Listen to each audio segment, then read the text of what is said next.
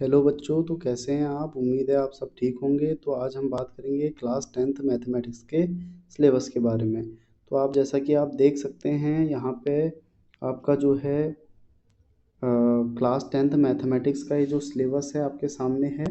इसमें आप देख सकते हैं कि जो हमारा फर्स्ट यूनिट है नंबर सिस्टम, वो 6 मार्क्स की इस बार रहने वाली है। उसके बाद जो आपका अलजेब्रा है वो जो है आपका 20 मार्क्स का रहने वाला है। और आपका जो कोऑर्डिनेट ज्योमेट्री है वो 6 मार्क्स की रहने वाली है। तो यहाँ पर अगला जो ज्योमेट्री वाला पोर्शन है वो 15 मार्क्स का है, और आपने जो है इस पे भी काफ़ी अच्छा खासा ध्यान देना है। उसके बाद ट्रिग्नोमेट्री 12 मार्क्स की है, नॉट अ बिग प्रॉब्लम।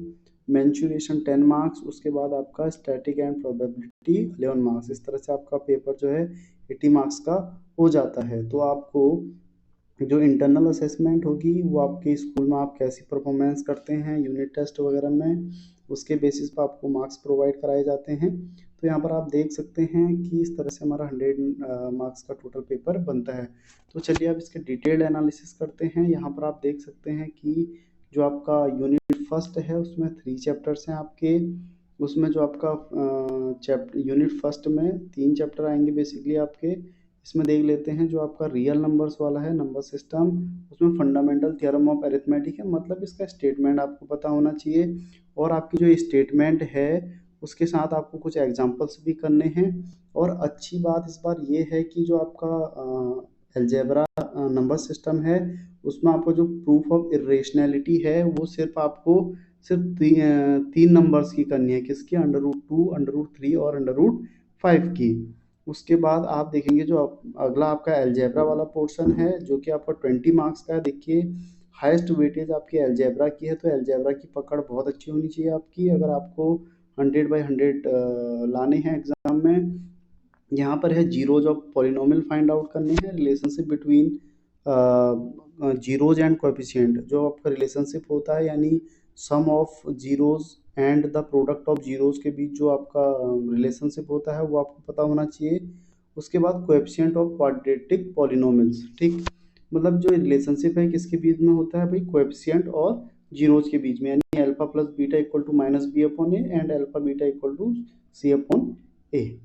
इस तरीके से आपको ये करना है। अगला वाला है pair of linear variables equations in 2 variables, जैसे कि x प्लस वाई अगर आपके देख देख रहे होंगे इक्वल टू 2 मान लेते हैं। इस तरह की इक्वेशन और आपको कहीं पर दिखती है तो उसको लीनियर इक्वेशन इन 2 वेरिएबल हम कहते हैं। यानी अगर कोई equation ax plus B Y plus C के फॉर्म की है, आप माइनस भी बोल सकते हैं, तो इस तरह की इक्वेशन को हम लीनियर इक्वेशन इन 2 वेरिएबल बोलते हैं। उसके बाद बच्चों जो हमारा अगला थर्ड हमारा चैप्टर है इसमें वो है क्वाड्रेटिक इक्वेशन का, यानी x² plus bx plus C के फॉर्म की अगर आपको कोई इक्वेशन दिखती है, इसके आपको रूट्स फाइंड आउट करने होते हैं, तो इस तरह की इक्वेशन को हम कहते हैं? क्वाड्रेटिक इक्वेशंस कहते हैं। तो अगला बच्चों जो हमारा है इसमें भी आप देख सकते हैं कि फैक्टराइजेशन भी है by using quadratic formula, relationship between discriminant and nature of roots. Discriminant यानी डी, ठीक है, तो उसका नेचर कैसा है? रियल होंगे या किस तरह के रूट्स होंगे? इक्वल होंगे। आप पढ़ेंगे जैसे b² - 4ac इक्वल टू 0 है तो उसके सेम रूट्स होते हैं। इस तरह की चीज़ें आपको पढ़नी जाएंगी। Discriminant d equal to b² - 4ac। तो यहाँ पर बच्चों जो अगला हमारा चैप्टर है वो है हमारा अरिथमेटिक प्रोग्रेशन का, यानी एपी का है। क्लास 11th में आप जीपी भी पढ़ेंगे, लेकिन आपका क्लास 10th में सिर्फ एपी है। अगली बात जो हम करने जा रहे हैं बच्चों, और ये एनएट टर्म, और इसमें भी बेसिकली जो एपी है हमारी अरिथमेटिक प्रोग्रेशन यानी समांतर श्रेणी बोलते हैं जिसको हम, उसमें भी आपका दो हैं चीज़ें हैं। आपको एनएट टर्म फाइंड आउट करना होता है और एक समेशन लेना होता है जिसको कि हम एसएन से दिखाते हैं। SN equal to n/2 bracket 2a into n+n-1 into D bracket close. तो इस तरीके से आप चीज़ों को कर सकते हैं। अगला बच्चों बात करेंगे हम कोऑर्डिनेट ज्योमेट्री की। तो इसके लिए मैं जो सजेस्ट करूंगा उसमें ये सजेस्ट करना चाहूँगा आप लोगों को कि आपका क्लास 9th के बेसिक्स बहुत अच्छे से क्लियर होने चाहिए। तो यहाँ पर आप देखेंगे कि यहाँ पर डेफिनेशंस हैं, एग्जांपल्स हैं। सिमिलर ट्रायंगल ये देखिए, उसके बाद स्टेटमेंट्स है। Proof if a line draw parallel to one side of a triangle to intersect the other two sides in distinct points the other two sides are divided in the same ratio.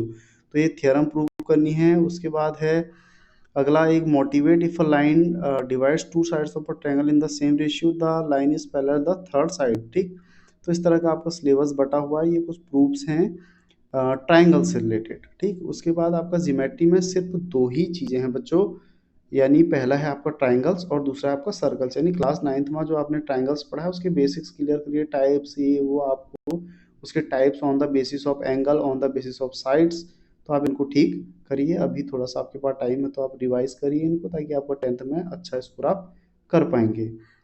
उसके बाद बच्चों tangents to a circle, point of contact. उसके बाद इसमें proof है कि tangent of at any point of a circle is perpendicular to the ratio radius through the point of contact. एक ये प्रूफ है और दूसरा है the length of tangent drawn from an external point to a circle are equal.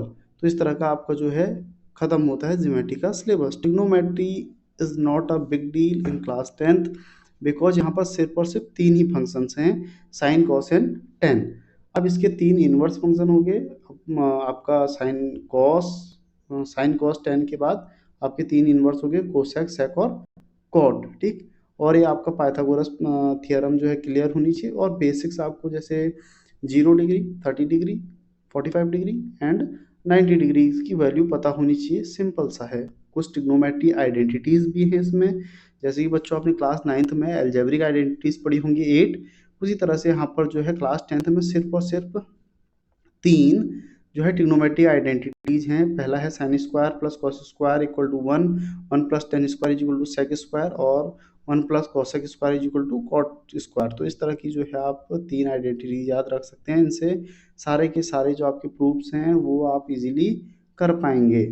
उसके बाद वैसे तो यहाँ पे ज़्यादा देना proof and application of identity, सिर्फ एक आइडेंटिटी देगी है, only simple identity to be given. इससे रिलेटेड दो आइडेंटिटीज आपको और देखने को मिलेंगी। उसके बाद है बच्चों हाइट एंड डिस्टेंस, उसको बोलते हैं एंगल ऑफ एलिवेशन और एंगल ऑफ डिप्रेशन। हिंदी में हम अगर बात बोलें तो एक को बोलते हैं उन्नयन और एक को बोलते हैं अवनमन कोण। ठीक है, और यहाँ पर आप जो है इसमें भी जो है आपका जो प्रॉब्लम्स आएंगी related to angle of elevation and angle of depression, तो है बच्चों सिर्फ और सिर्फ 30 डिग्री, 45 डिग्री एंड 60 डिग्री से रिलेटेड प्रॉब्लम्स आपके एग्जाम में पूछी जाएंगी। उसके बाद बच्चों बात करते हैं मेंसुरेशन की। तो यहाँ पर जो आपका पहला टॉपिक है वो है area related to circles, area related to आपका सर्कल्स। ठीक बच्चों, उसके बाद जो है हमें यहाँ पर आप देख सकते हैं इसमें सेगमेंट ऑफ अ सर्कल। ठीक, उसके बाद पेरीमीटर, सरकमफ्रेंस।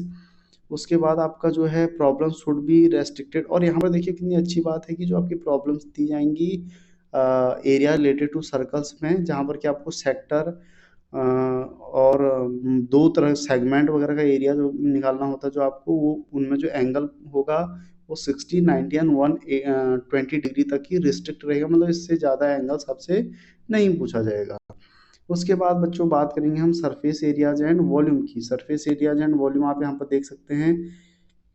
तो इसमें आपको जो है जो आपकी एरियाज और वॉल्यूम फाइंड आउट करना है वो सिर्फ करना है क्यूब्स का, क्यूबॉइड्स का, स्फीयर्स का, हेमिस्फीयर का और राइट सर्कुलर सिलेंडर का और राइट सर्कुलर कोन का।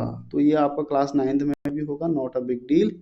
अगेन जो हमारा लास्ट टॉपिक है और जो हमारा इसमें काफ़ी स्कोरिंग भी रहता है, उसको बोलते हैं हम स्टैटिक्स एंड प्रोबेबिलिटी। तो हमारा जो स्टैटिक्स है उसमें मीन, मोड एंड मीडियम पूछा जाएगा आपको।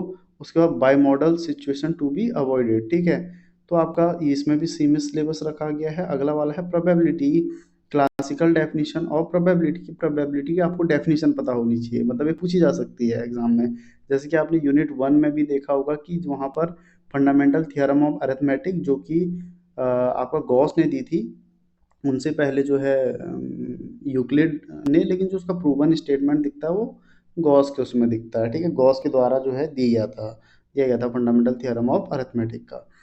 तो यहाँ पर अगला है प्रोबेबिलिटी का, वैसी प्रोबेबिलिटी का भी आपको डेफिनेशन पता होना चाहिए। उसके बाद है सिंपल से कुछ क्वेश्चंस पूछे जाएंगे आपको किसी इवेंट की प्रोबेबिलिटी फाइंड आउट करने के लिए। तो ये आपका जो है सिलेबस था क्लास 10th मैथमेटिक्स का। अगला जो बच्चों हम बात करेंगे इंटरनल असेसमेंट की, जो कि आपको 20 मार्क्स का होगा। तो उसमें एक्टिविटीज़ हैं 2, वो भी 2 into 5 मार्क्स की, यानी 10 मार्क्स की आपके एक्टिविटीज़ का वेटेज रहेगा, जो कि आपके क्लास टीचर करवाएंगे, सब्जेक्ट टीचर करवाएंगे। उसके बाद प्रोजेक्ट वर्क रहेगा बच्चों एक, वो रहेगा 5 मार्क्स का, तो टोटल 15 मार्क्स हो जाएंगे। आप देख सकते हैं 10 मार्क्स प्लस 5 मार्क्स। अगेन जो आपका 5 मार्क्स दिए जाएंगे, वो दिए जाएंगे बच्चों कॉन्टीन्यूस असेसमेंट पे। कॉन्टीन्यूस असेसमेंट, ठीक है, तो यहाँ पर 3 यूनिट टेस्ट होंगे, 2 unit test before half yearly examination. तो इसमें से एक कंडीशन ये रखी गई है कि जो 3 यूनिट टेस्ट हैं उनमें से एक यूनिट टेस्ट आपका जो है, सॉरी, 2 यूनिट टेस्ट आपके जो है बिफोर हाफ ईयरली एग्जामिनेशन होंगे, और एक यूनिट टेस्ट आपका जो है हाफ ईयरली के बाद होगा। And pre board examination, pre board examination एक कंडक्ट कराया जाएगा साल के, पूरे साल के दौरान एक बार आपका जो है प्री बोर्ड करवाया जाएगा। यानी बच्चों अगर ध्यान से देखा जाए तो 3 यूनिट टेस्ट होंगे आपके, 2 हाफ ईयरली से पहले और एक आपका जो है हाफ ईयरली के बाद, और साल में एक बार आपका प्री बोर्ड कराया जाएगा। ठीक है बच्चों, तो ये आपका 5 मार्क्स का होगा। एंड इस तरीके से आपको जो है क्लास 10th मैथमेटिक्स का सिलेबस वो आपका कंप्लीट होता है। उसके बाद इन्होंने जो है आपको कुछ बुक्स प्रिस्क्राइब्ड कर रखी हैं, तो ये कहते हैं कि मैथमेटिक्स की जो टेक्स्ट बुक है एनसीईआरटी पब्लिकेशन की ही पढ़ाई जाए। ठीक है, आप एक्स्ट्रा पढ़ना चाहें तो आर डी शर्मा पढ़ सकते हैं, या आप खुद की स्किल से बढ़ाना चाहें मैथमेटिक्स में। उसके बाद आप देखेंगे लेबोरेटरी मैनुअल जो है वो भी सेकेंडरी स्टेज एनसीईआरटी पब्लिकेशन का ही चलेगा, कोई और नहीं। तो इस तरीके से आपको जो है क्लास 10th का एक कंप्लीट जो है सिलेबस डिटेल आपको मैंने प्रोवाइड कर दी है। और आई होप कि यहाँ पर अगर इस वीडियो को बच्चे देखते हैं, कोई पेरेंट्स देखते हैं, तो वो शेयर कर दीजिएगा। And keep supporting. Thank you guys.